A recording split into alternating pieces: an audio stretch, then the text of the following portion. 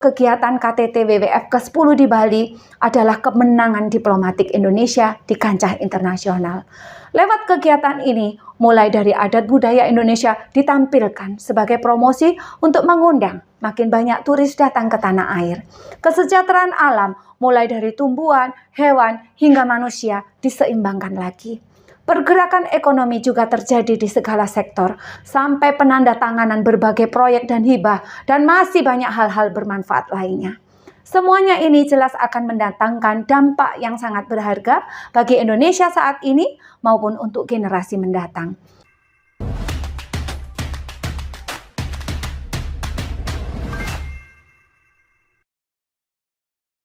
Halo, jumpa lagi bersama saya Jemima Siewert. Dalam video kali ini, saya akan membahas tentang World Water Forum 2024 di Bali sebagai warisan berharga untuk anak cucu. Bicara tentang air sebagai salah satu unsur penting yang tak tergantikan dalam kehidupan manusia, tahukah kalian jika masyarakat Hindu Bali mengenal dan memuja sosok Varuna sebagai dewa air, penguasa lautan dan samudra? Umat Hindu di Bali juga memuliakan air sebagai sarana upacara keagamaan untuk penyucian. Makanya jangan heran saat kita melihat pemuka agama Hindu memercikan tirta atau air suci kepada para umat saat upacara persembahyangan. Intinya, masyarakat Bali sangat menghargai air sebagai salah satu elemen vital yang tak hanya memberi kehidupan secara fisik, tapi juga memiliki makna dalam aspek budaya dan spiritual. Atas dasar itulah, Bali memang sangat cocok dan sangat layak menjadi tuan rumah kegiatan World Water Forum WWF ke-10 yang diadakan sejak 18 Mei lalu hingga 25 Mei nanti. Sebuah perhelatan penting bagi Indonesia pada khususnya dan bagi dunia pada umumnya. Sebagai warga Bali, saya tentunya sangat senang sekaligus bangga. Bali men, Bali! Dan memang langsung terbukti, upacara pemurnian air Balinese Water Purification Ceremony yang dikenal dengan nama Segara Kerti diadakan di pantai Surf Bay The Wave di kawasan ekonomi khusus KEK Kura-Kura Bali, Serangan, Denpasar pada hari Sabtu 18 Mei lalu langsung menjadi sorotan utama di kegiatan KTT WWF tahun ini. Acara sakral syarat muatan seni budaya Indonesia yang menandai dimulainya forum terbesar terkait pengelolaan air tingkat internasional ini dihadiri oleh 1.700 delegasi WWF dari mancanegara. Sambil mengenakan selendang bagi para delegasi perempuan dan udeng bagi para delegasi laki-laki yang sudah disiapkan panitia, seluruh hadirin larut dalam ritual persembahyangan dalam rangka pemuliaan terhadap air laut Dewa Varuna. Juga ritual Tumpak Iye yang adalah pemuliaan terhadap binatang yang ditandai dengan pelepasan penyu, burung, dan tukik di pinggir pantai. Tampak 3 pendeta Hindu melantunkan puja mantra.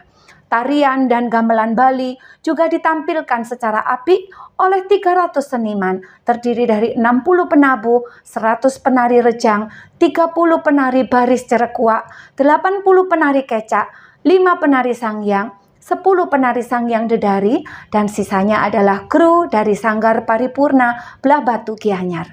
Seru, cantik, dan megah, mengharumkan nama Indonesia di kancah internasional. Mengangkat tema Water for Shared Prosperity alias air untuk kesejahteraan bersama, ajang ini mempertemukan berbagai pemegang kepentingan dari seluruh dunia untuk berdiskusi dan mencari solusi atas bermacam tantangan terkait air. Memang benar secara global tujuan dari kegiatan WWF ini adalah untuk tata kelola air.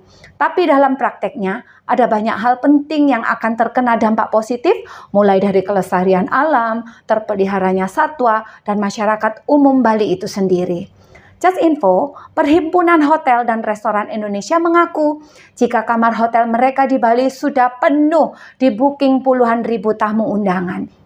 Persewaan mobil, toko oleh-oleh, dan souvenir khas Bali juga pasti laris manis diserbu.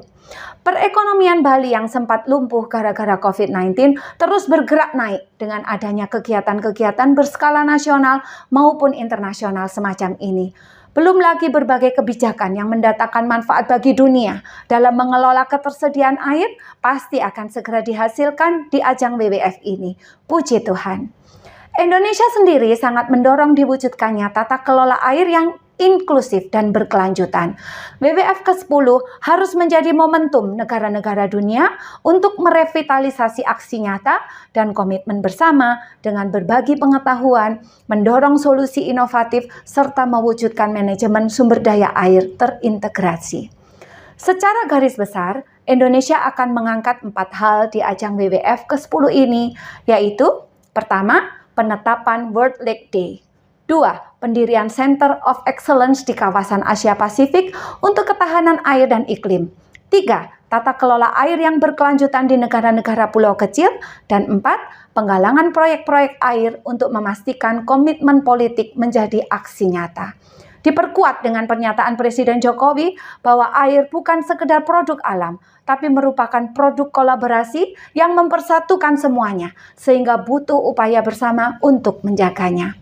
Pada akhirnya, saya bisa mengambil kesimpulan bahwa kegiatan KTT WWF ke-10 di Bali adalah kemenangan diplomatik Indonesia di kancah internasional. Lewat kegiatan ini, mulai dari adat budaya Indonesia ditampilkan sebagai promosi untuk mengundang makin banyak turis datang ke tanah air. Kesejahteraan alam, mulai dari tumbuhan, hewan, hingga manusia diseimbangkan lagi. Pergerakan ekonomi juga terjadi di segala sektor, sampai penandatanganan berbagai proyek dan hibah, dan masih banyak hal-hal bermanfaat lainnya. Semuanya ini jelas akan mendatangkan dampak yang sangat berharga bagi Indonesia saat ini maupun untuk generasi mendatang. WWF 2024 Bali adalah sebenar-benarnya warisan yang sangat berharga bagi anak cucu kita. Amin. Terpujilah Tuhan.